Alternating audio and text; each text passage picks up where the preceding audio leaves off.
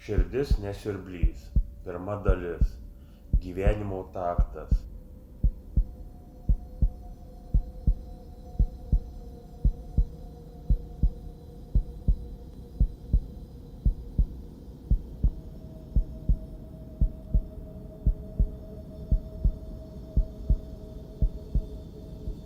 Maskvos hidraulikos inžinierius Ivanas Golovanovas ėmėsi savo kraujotakos teorijos.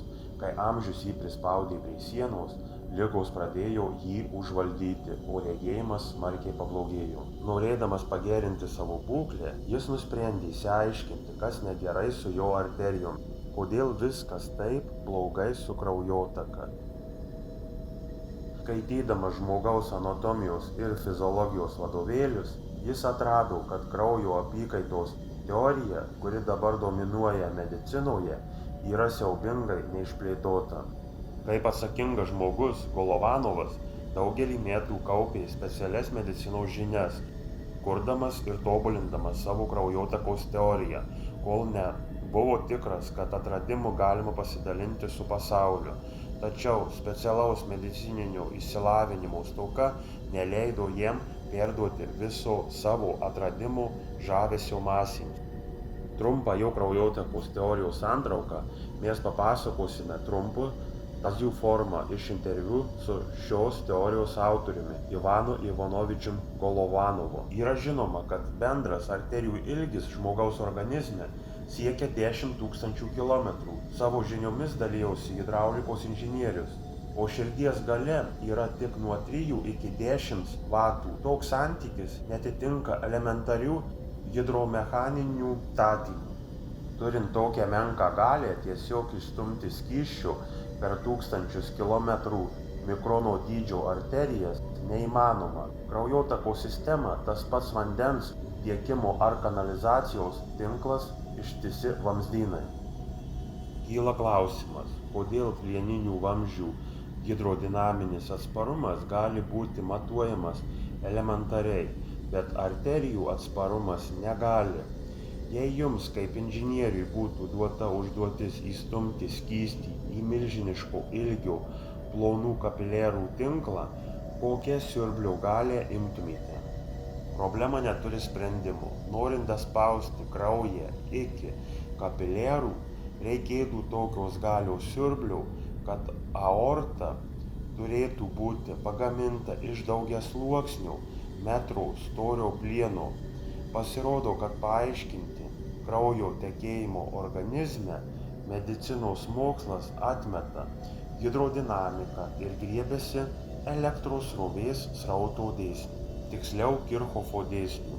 Jei kam įdomu ir pas juos gaunasi, kaip atsparumas skysčio srautui plačioje trumpoje aortoje yra didesnis nei milijonuose ploniausių kapiliarų.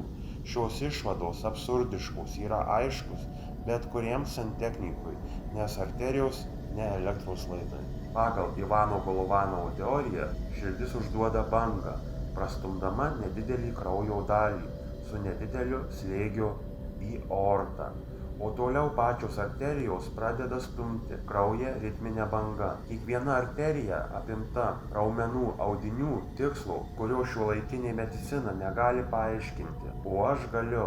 Susitraukimo banga einanti per šiuos raumenis stumia kraują į priekį. Tai nuomonė hidraulikos mokslininko, žmogaus tiesiogiai susijusio su skysčiais. Tačiau logiškai ir iš dalies jis yra teisus, net ir oficialaus mokslo požiūriu. Tiesą sakant, viskas yra daug sudėtingiau ir įdomiau. Mes jums papasakosime, iš kur atsiranda širdies ritmas, kaip ir kur jis gimsta, kur ir kaip jis juda ir koks yra rezultatas. Norint suprasti, kaip kraujas juda žmogaus organizmo arterijose, mūsų istorija turi prasidėti nuo sistemos takto perdavimo biostruktūrai.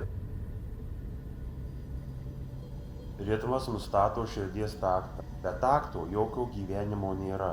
Mokslininkai taktą vadina autovirpesiais. Taktas yra vienodas visoms biostruktūroms, perduodamas iš Saulės atmosferos per ryšių vamzdelius visoms mūsų žvaigždžių sistemos planetoms. Į mūsų planetą magnetinio takto impulsas patenka iš Mėnulio valdymo kompleksų. Žemėje yra 12 takto imtuvų, iš kurių vienas yra valdymo kompleksas Tonjanžas.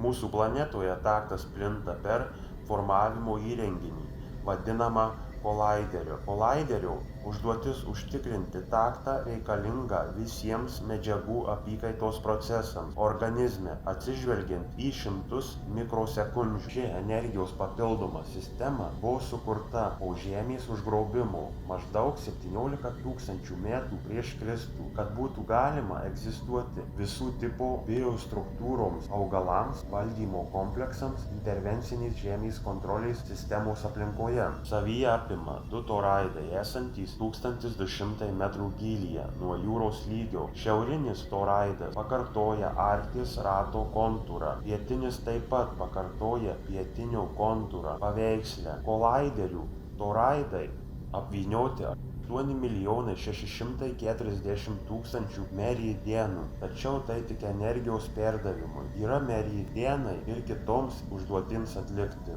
Magnetinio impulso takto intervalas lygus tiksliai 1 sekundei. Žmonėms jis perduodamas 37 oktavoje, todėl visi žmonės turi tą patį širdies plakimą. Visos 37 oktavos išjungimas yra žmonijos kaip dinozaurų išnykimas. Tiesą sakant, takto perdavimo sistema tai gerai žinomi meridianai ir paralelės. Tik paralelės iš tikrųjų tai spiralės, o meridianai ir spiralių kiekis 10 milijonų. Žmogaus energetinėje struktūroje irgi yra panašus konstruktas. Jis vadinamas informaciniu polimeru. Tęsinys bus, laukime jūsų klausimų ir komentarų. Smulkiau apie visą tai galite paskaityti Fiodoro Škrudnevo monografijoje Realybės rekonstrukcija, 1 dalies pabaiga.